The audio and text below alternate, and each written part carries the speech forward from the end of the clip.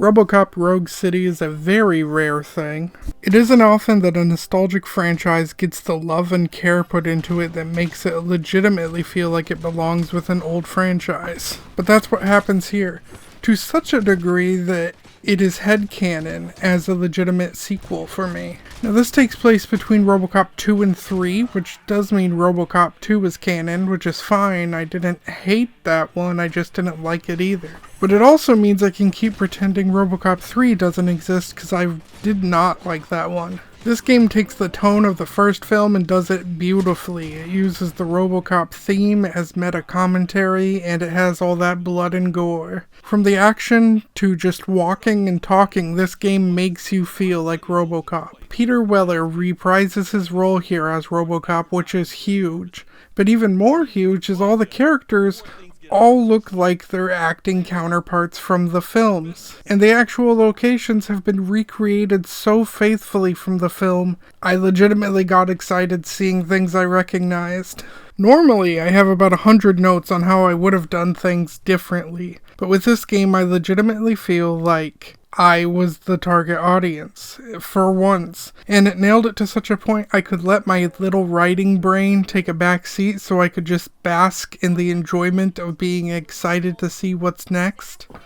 It didn't tone down the gore to make it more appealable to a bigger demographic. It didn't up the silliness to a crazy degree out of a fear the audience might get bored. It didn't rehash things so strongly that it wasn't its own thing. It didn't try to get rid of the lore or source material in an attempt to appeal to a new audience while alienating an old one. And I know that doesn't sound like that big of a deal, but in the current climate of media we are in, I constantly see those things happen to franchises that I love, and I end up falling out of love with them. So seeing Robocop not only stick to its roots, but embrace it in an attempt to create a legitimate sequel was fantastic. And you don't even need to see the film because it will fill you in case you haven't. Though I do recommend you see it, especially the first one. And I guess the second one, if you want some bonus context.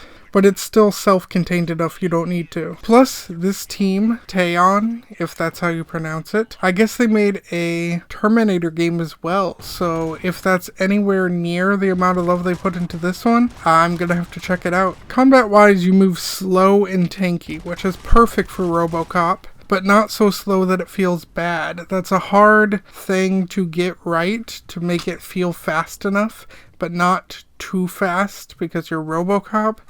Somehow they managed to do it. The movement and sound effects of footsteps really make you feel like a walking tank, and your super strength when it comes to grabs and melee also immerse you into feeling, like him, super strong. Even if sometimes the enemies don't hit a wall and instead are sometimes banished to the back rooms by accident.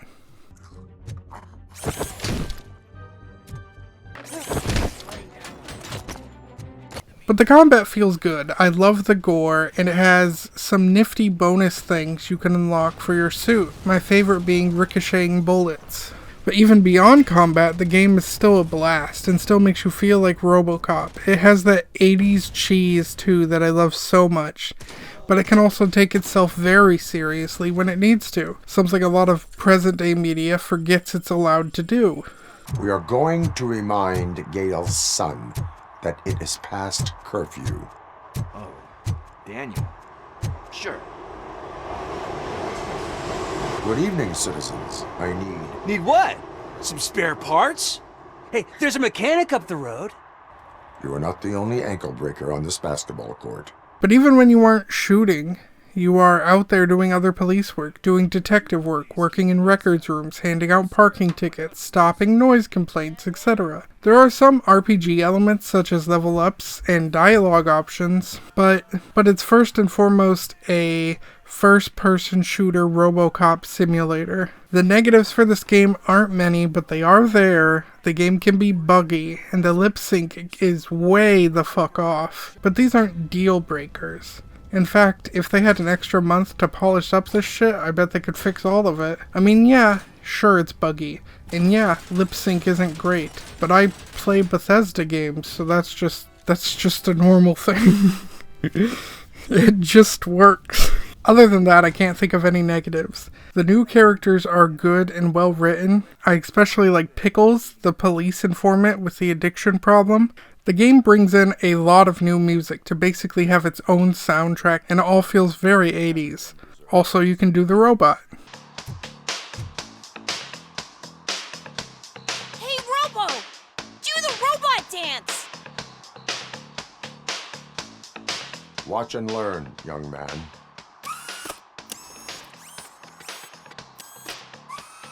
I guess another negative would be the villains. Not so much a negative, more of just they could have been better. Spoiler warning, click away now if you don't want to know. I always spoil everything in my videos, but this is a newer game, so I figured I'd actually give a spoiler warning. Everyone you think is a villain is for sure a villain. The ones we follow the most closely, though, are Becker, an OCP shithead who wants to replace the police with a robot police force. Wendell, he's the brother of one of the men who shot Robocop in the first film. Him being the brother is a really weak story element that really doesn't add a lot. But neither of those guys are bad villains, just that they could have been stronger. And last off, is my favorite of the villains is the old man from the films. He's running OCP, he's dying in this game and starts Project Afterlife, which is trying to find a way to keep living. And then he ends up in the body of the Robocop 2 that Kane was in the second film. So you gotta fight him, and it's honestly a really good and fun boss fight, especially since he's kind of fast and you're kind of slow. And I beat him because of combat upgrades, but Jesus, I bet this would feel impossible if I didn't have them and had upgraded dialogue options instead. But my favorite thing was honestly just Robocopping around, talking to people, helping people, trying to uphold the law, or sometimes not.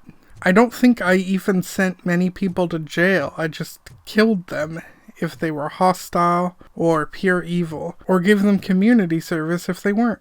My partner got shot and I went around making sure everyone signed their get well card. Not only is stuff like that fun, but it gives you a sense of community and lets you know the other minor characters. There's a small city area where you can just walk around Robocopping and doing that and interacting with my therapist. Those are probably all my favorite parts. And yeah, I got a therapist because Alex Murphy's still having a really hard time coping with his family being gone and him being dead. At one point, the reflection he sees in the black screen of a monitor is Alex Murphy's and not Robocop's, and I thought that was such a neat touch. There's some replayability too, as not only can you upgrade dialogue options for better choices, which I didn't do because I was making sure I was an invincible tank, but also there is options you can do differently even if you didn't upgrade those dialogue options. Like I had two people running for mayor, both trying to get me to side with one or the other, both making actual cases and both being awful candidates. I ended up staying neutral though, because well, I may have an opinion. Politics feels like something that Robocop would not focus on, so every time I just said I wouldn't endorse either of them, meaning the one that won just won, but I could have endorsed one, so there's replayability there. Plus the game's enjoyable enough, I have no problem having to go play it a second time. I'd love to. In conclusion, I love this game. I feel like it was actually made for me. It hits the Robocop vibes of having that 80s cheese, but also getting serious and gory when it needs to. It kind of reminds me of Fallout, where there's cheesy things, but it's also, there's a lot more deeper and darker stuff there. And it's just a gore fest that does have some cheese. And I can't believe how well they nailed it. I recommend this game. Do not be amazed when a man grows rich, for when he dies, he takes nothing with him. Until now. Afterlife, OCP's answer to death itself. Come a long way since OCP's first cyborg. This is how I see myself. To now. Hi, I'm Eve, and I've died, but that's not stopping me. With the newest development in cyborg research, OCP was able to give me another chance. And now I'm back to enjoying my life. Or should I say, afterlife. Eve, It's actually Meg. are you like me? So you've seen the ad, huh? Sorry, I'm not a robot. Just a commercial actress.